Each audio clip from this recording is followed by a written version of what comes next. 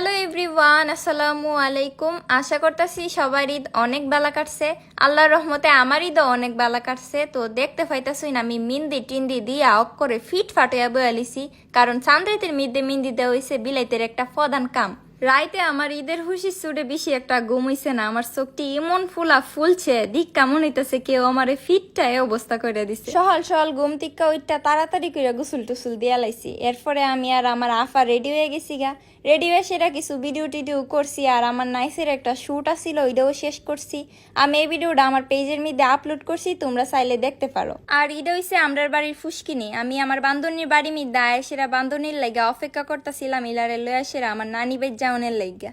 ওহন আমি আমার বেস্ট ফ্রেন্ড আর আমার বোন রেলে আসে আমার নানি বেজ যাইতাছি গা। আমার নানি বাড়ি ও দূরে না, এক গ্রামের মধ্যেই। এমন রোদ ছিল রাস্তার মধ্যে, আমরাও করে সাইতুই ফারতাছিলাম না রোদের সুরে। গরমে জীবনটাও করে অতিষ্ঠ হয়ে যাইতেছিল গা। যে একটা রোদ পড়ছিল, বেশিক্ষণ যদি এ জায়গার মধ্যে আমরা থাকতাম তাইলে গ্রিল হয়ে যেলাম গইলে। কি একটা অবস্থা, কেমন সাজাইছিলাম আর কি মন দেয়া যাইতেছে। বাপরে বাপ, মনে হইতেছে মর্জিনা আর জুরিনা। সমলক্ষ আফার রাতের মধ্যে সমলক্ষ আংটি, একটু শোফ না করলে তো হইতো না। আর এনো আমার ফাল্লা ফাল্লি করার কারণ হইছে আমি উফরের আমরা ধরার চেষ্টা করতেছিলাম। কাছে আম থা সত্ত্বেও আমি গিয়ে উফের আমরাই ধরন লাগবো। আর এনো হইছে আমার বান্ধবী আর আমি আবার ডং করতেছি। আমরা যে নই যাই আমরা ডং বাইরে জায়গা। অতিরিক্ত গরম হওয়ার কারণে নানি বাড়ি মিদে বেশিক্ষণ থাকতে পারছি না। আর গরমের চুড়ে আমার অবস্থা করে কাইলে গেছিল গা। বেশিক্ষণ যদি আর থাকতাম আমি করে মরেই যাইলাম গইলে, নাইলে মাথা ঘুরে এত শিউর ফললাম হইলে।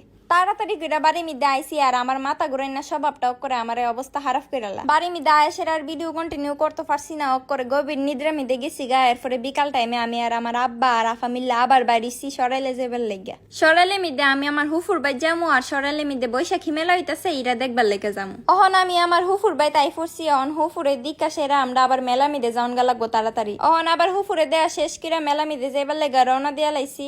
অনেকেই আমার রিকোয়েস্ট করছে সরাইলে মেলা মিদে যাইবার লেগে, তো হেরা রিকোয়েস্টটা রাখবার লেগেই মূলত আমার মেলা মিদে যাওয়া হয়েছে। আমরা ঈদের দিন মেলার মধ্যে গেছিলাম, এলাকা ঈদ ব্লগের মধ্যে মেলার ভিডিওটা লাগাই দিছি। আর মেলার ভিডিওটা আমি আলাদাভাবেও একটা ভিডিও করে আপলোড করুম, এটা একটু কয়েকদিন পরে আইব। প্রথমে আমি মেলা মিদে কই নাগরদোলা মিদে ওইটা গেছিলাম গা, আর আমার জান জীবন করে সব বাইরে যাইতেছিল গা। বারবার আমি জিঙ্গাইতেছিলাম আমি কিতা বাচ্চা আছি না কিতা মইরা গেছি গা। আর এনো আমি জাদু দেখাইতাছি, ছু মান্তার ছু। এ ভিডিওর মধ্যে মেলার পুরো অংশ দিছি না, ছোট ছোট অংশ দেওয়া হয়েছে। আর যাই হোক, আমার কাছে মেলাটা ভালোই লাগছে।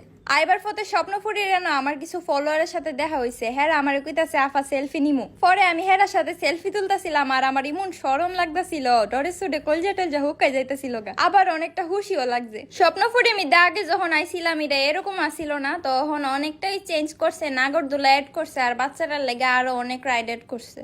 এমনি স্বপ্নপুরীটা একটু ঘুরাইছি আর বাইহের দেখবার লেগে আইছিলাম। তো এনের বাইহের সাথে আমরা দেখা করা শেষ। তারপরে আমরা তাড়াতাড়ি করে বাড়ি মিদে যাইবার লেগে রওনা দিয়ে দিছি। আর আমরা কইছি আমরা কিছু হাইতাম না, এলিগা বাইহেরা জোর করে আমরা রাতের মিদে মজু ধরাই দিছি। আর যেহেতু ঈদের দিন আসছিল এলিগা একটু বেশি ভিড় আসছিল। তো আজকের মতো ভিডিওটা এনো পর্যন্তই। তোমরা সাথে আবার পরের ভিডিও দেখা হইতাছে, ততদিন সবাই ভালো থাকো, টাটা।